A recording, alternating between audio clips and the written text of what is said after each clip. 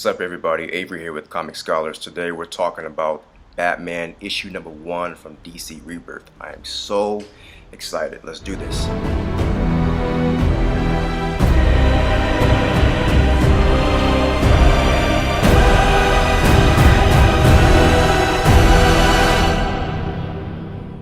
Alright, so on the first panel we see Alfred and we see Mr. Thomas himself. They are in Wayne Manor.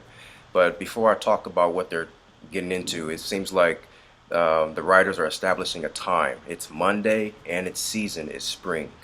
And Alfred opens the door and he finds Thomas at the door and he simply says that I'm here about the offer. If you don't know what he's talking about, well, this is a character that comes from the Robin War event. And it wasn't really something that captivated me, but it is dire. It is something that we need to read and look into as we continue reading DC Rebirth. And so as we move on to the next page, we see Batman in his suit. I like the new suit that he has on. And he's battling with Calendar Man. And Calendar Man is describing to Batman that my spores that he's created are going to alter time.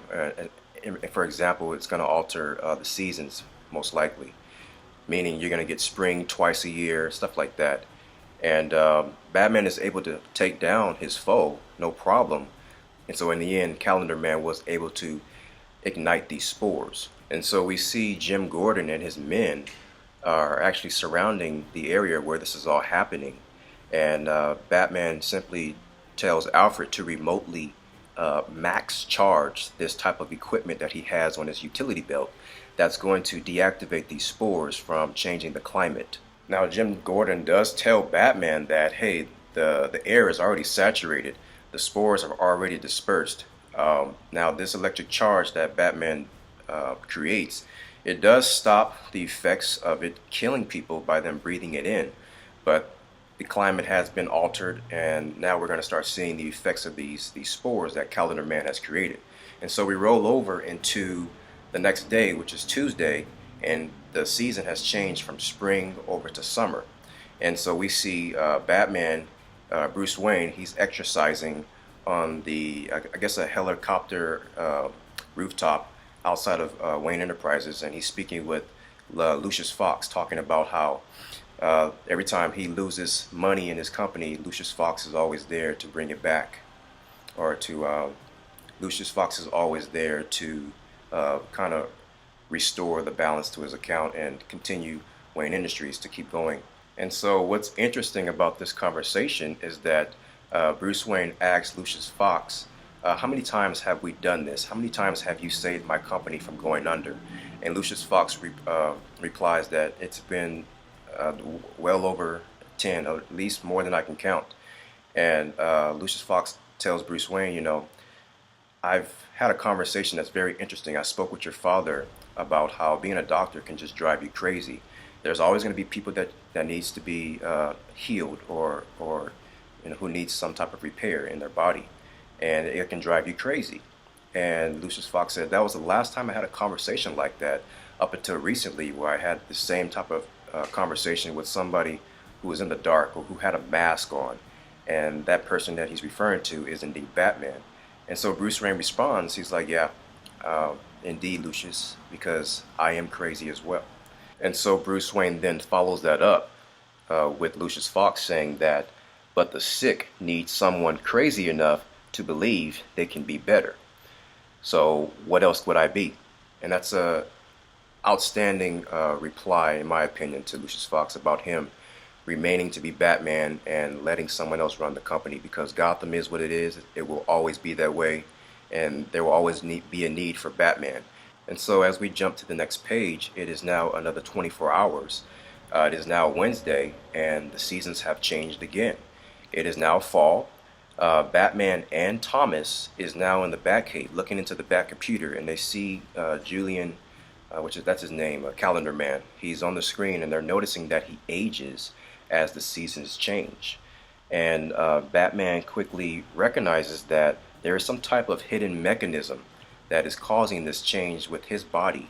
And quickly he's getting ready to go back out, get into his bat suit and try to find this mechanism before it alters time any further or speeds up time. And so before Batman leaves the Batcave to go and confront Calendar Man, we see Thomas confronting Batman, asking him about this offer or why he's here at Wayne Manor. And he simply says to Batman, look, I don't need to be some type of new Robin for you. I'm not looking to be trained or anything like that. And Batman simply tells him that, look, I don't want that either. I'm simply here, you're here to do something that I'm trying different and new.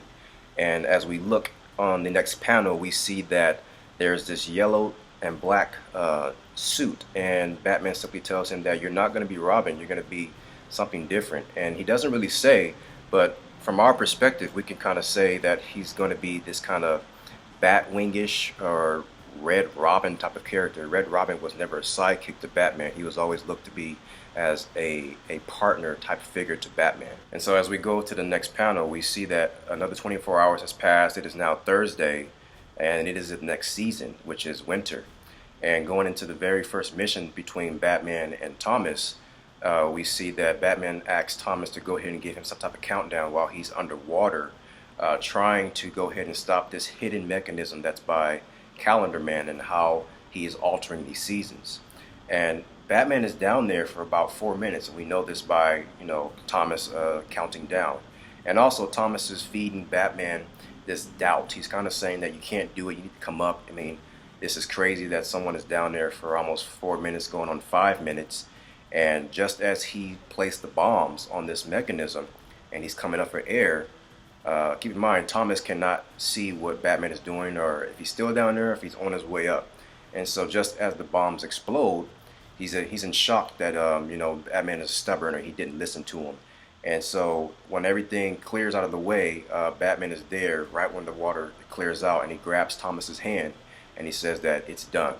And that just shows you, I think Batman was just trying to figure out where is his loyalty and just trusting Batman as a partner. And so going on another 24 hours, it doesn't feel like it's 24 hours, remember, but because of these hell spores, or not hell spores, but just these spores that he's created, it's causing the seasons to move a lot quicker.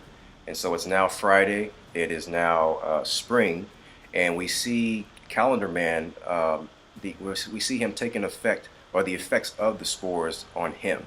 And it's like he's molting, like how a butterfly or a caterpillar would turn into a butterfly, or how a snake would shed their skin.